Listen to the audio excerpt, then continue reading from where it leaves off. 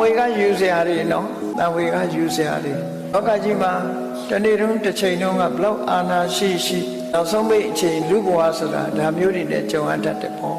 တန်ဝေကမယူတတ်လို့ရှိရင်တော့ကိုရှိနေတဲ့အချိန်ပိုင်းလေးမှာဟုတ်လာပြီထင်တတ်တယ်ပေါ့ကောသလမင်းကြီးရဲ့နန်းကြတာဟာလည်းပဲဇယက်ပေါ်မှာပဲသူအသက်သေဆုံးပြီးတော့သွားတယ်ပေမိတာရမင်းကြီးကထောင်ထဲမှာသေတယ်ကောသလမင်းကြီးကဇယက်ပေါ်မှာသေတယ်ရသော်ဘုရားနဲ့လက်တွဲလာခဲ့ကြတဲ့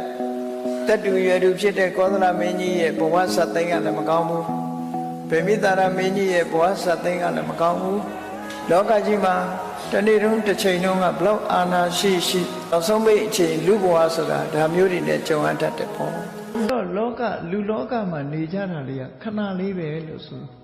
ကောင်းစားတဲ့လူလည်းခဏလေးပဲမကောင်းစားတဲ့လူဆိုတာလည်းခဏလေးပဲဘလောက်ချမ်းသာတဲ့ပုဂ္ဂိုလ်ပဲဖြစ်ဖြစ်ခဏလေးပဲ